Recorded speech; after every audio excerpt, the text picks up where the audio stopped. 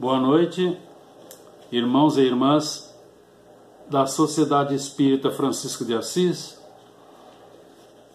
Com alegria nos reencontramos, agradecendo ao Criador por todas as bênçãos recebidas e solicitando aos benfeitores espirituais nos auxiliem na compreensão do tema para esta noite: o mandamento maior. No Evangelho de Mateus, capítulo 22, lá nos versículos 34 a 40, nós encontramos uma excelente transcrição de uma das muitas e belas passagens de Jesus, onde o mestre responde a uma pergunta de um doutor da lei, do grupo dos fariseus, pergunta essa feita para constrangê-lo: Mestre, qual o grande mandamento da lei? E nós vamos encontrar na resposta a mais completa, a mais antiga e a mais atual definição de amor que resiste através dos séculos e resistirá por toda a eternidade, porque tem sua origem no amor maior, Deus, sintetizada por Jesus nessa resposta. Abre aspas. Amarás o Senhor teu Deus de todo o teu coração, de toda a tua alma e de todo o teu espírito. Esse é o maior e o primeiro ensinamento, diz Jesus. E aqui está o segundo, que é semelhante ao primeiro. Amarás o teu próximo como a ti mesmo. E Jesus então diz: nesses dois mandamentos se resume toda a lei e os profetas. A definição consiste exatamente na comparação como a ti mesmo, porque é uma dentre as mais belas frases do ensino do sublime Galileu. Porque os reencarnados na Terra são espíritos em diferentes fases evolutivas numa escala que varia ao infinito.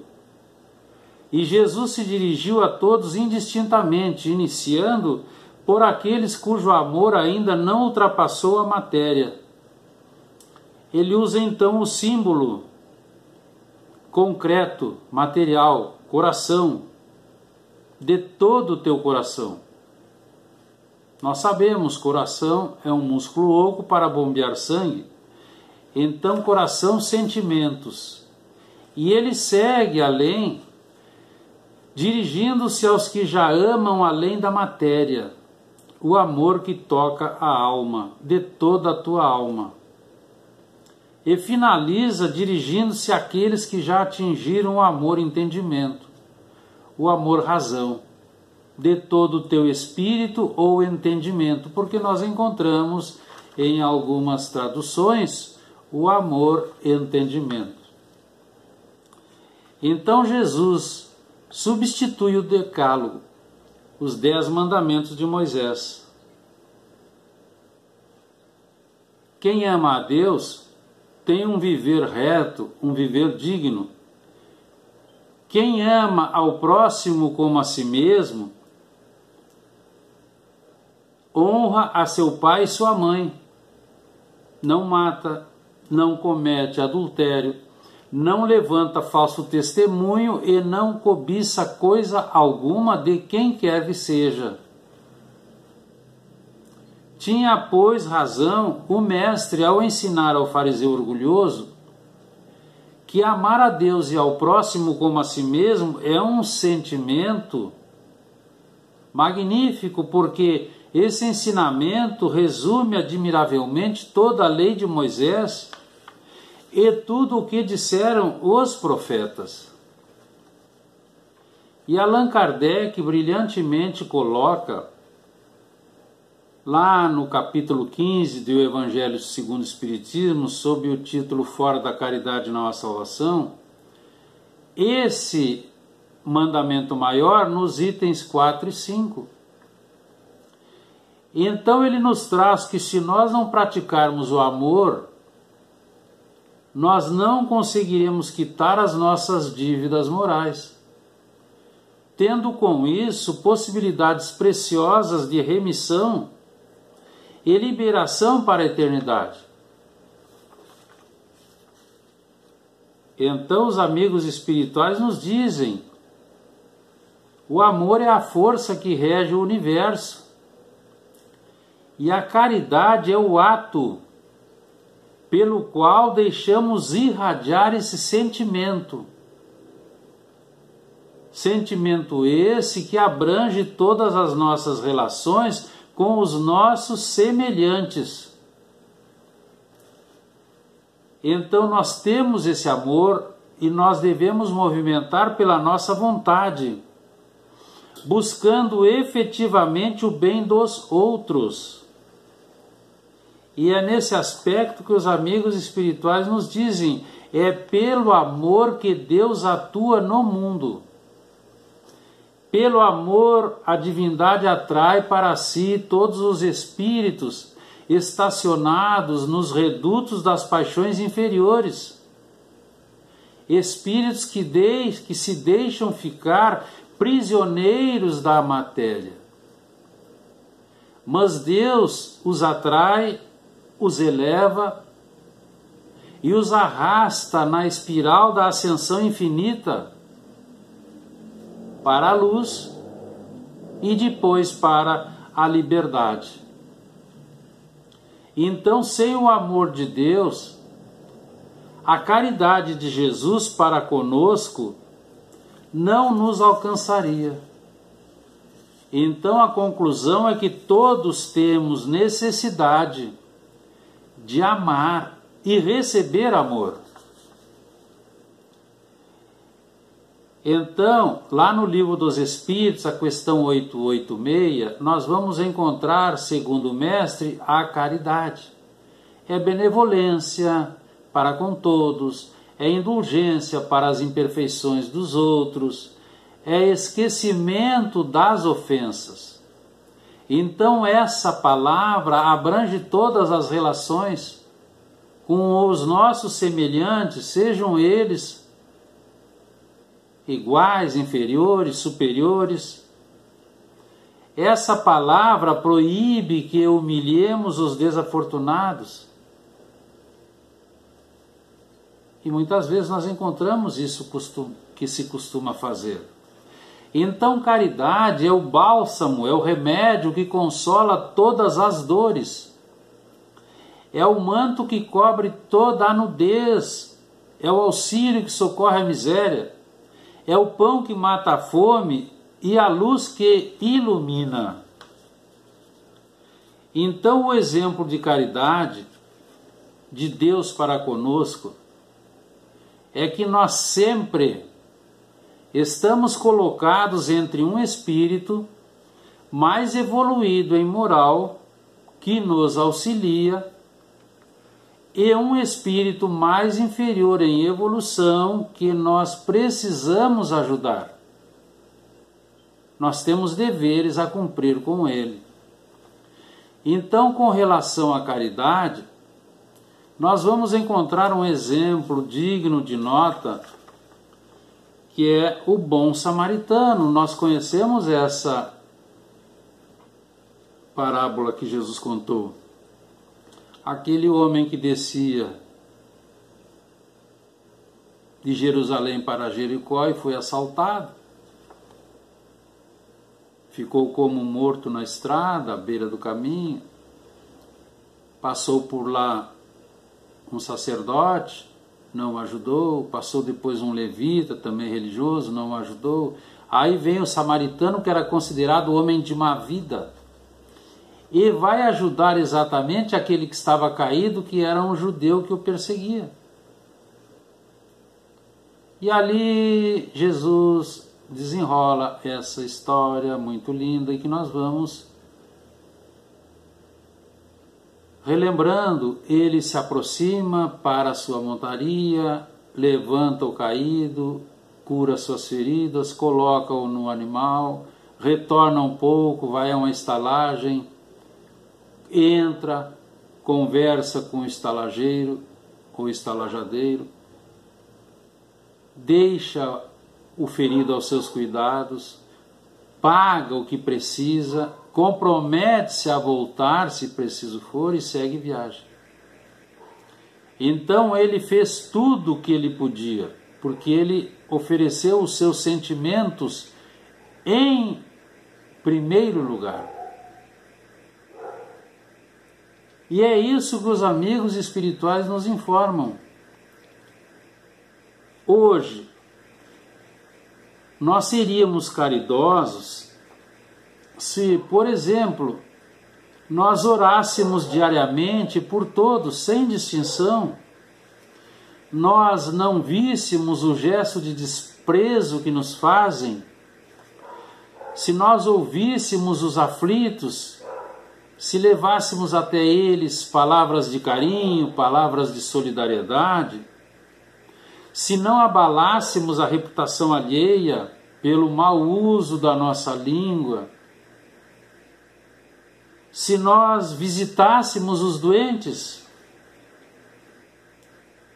seríamos caridosos também se nós tolerássemos as imperfeições dos que conosco convivem, se também não guardássemos ressentimentos nem mágoas, se nós sempre estivéssemos de bom humor, em paz, nós estaríamos levando a caridade. Se nós apresentássemos o copo de leite àquela criança com fome, se nós estendêssemos o prato de sopa para aqueles que estão passando por nós sem rumo, o remédio para o doente esquecido, o socorro fraterno àquelas mães que são abandonadas, o agasalho àquele que dorme na rua. E tem uma outra caridade, que é a caridade moral, segundo a obra A Codificação. Allan Kardec nos diz que nada custa, que todos podem fazer, mas que bem poucos fazem uso, salvo engano quem traz a irmã Rosália. Então, se nós temos amor, nós repartiremos o pouco que temos, porque esse pouco ele se torna abençoado, porque foi aquilo que o Criador nos confiou a nosso pedido. Então nós precisamos auxiliar, precisamos amparar, precisamos distribuir pelo menos o que nos sobra. Aquilo que sobra à mesa, aquilo que está em excesso no guarda-roupa, na bolsa. Mas nós precisamos atender com ternura e fraternidade, sempre que surja a ocasião. Porque, na maioria das vezes, esses espíritos estão em provações dolorosas e eles não conseguem superá-las, necessitando por isso do nosso auxílio. Então nós devemos agir sempre com consideração e respeito, mas também com muita discrição, para não humilhar aquele que já está sofrido. É preciso difundir em torno o socorro material, mas nós nunca devemos nos esquecer de distribuir as riquezas espirituais que irradiam-se de nós. E novamente a solicitação: socorra, contribua, assista, ofereça o seu amor, busque sempre enriquecer o próximo com os seus dons, porque isso é uma plantação e é caridade. Então nós precisamos nos lembrar de que na tarefa de ajudar, o bem maior é sempre aquele que ainda está por fazer ou por ser feito, à espera da nossa vontade e da nossa disposição. Então a verdadeira beneficência, ela está em ligar o benfeitor ao beneficiado, amando sem julgamentos, levando sentimentos puros, não observando fraquezas. Quando Jesus nos traz amai-vos uns aos outros, Ele vai nos dizer que toda a eterna felicidade está contida nesse ensinamento. É devotamento ao próximo. E somente na prática da caridade nós vamos encontrar alegria e consolo. A história apresenta a lembrança de uma multidão de homens de bem, e para isso é preciso apenas boa vontade. Com boa vontade, as feridas, os desequilíbrios, as chagas e as sombras se desfazem, porque surge o trabalho, surge o devotamento e o bom emprego da nossa inteligência. Então, para atender e ajudar diante dos problemas do mundo, nós devemos silenciar censuras e ampliar entendimento e serviço. Por isso, interpretando o conceito salvar por livrar da ruína ou preservar do perigo, o mestre Lyonês colocou no luminoso portal da doutrina espírita a sua frase inesquecível: fora da caridade não há salvação. Que fique para a nossa reflexão, irmãos e irmãs. Agradecemos a oportunidade. Continuemos na paz do Galileu. Boa noite.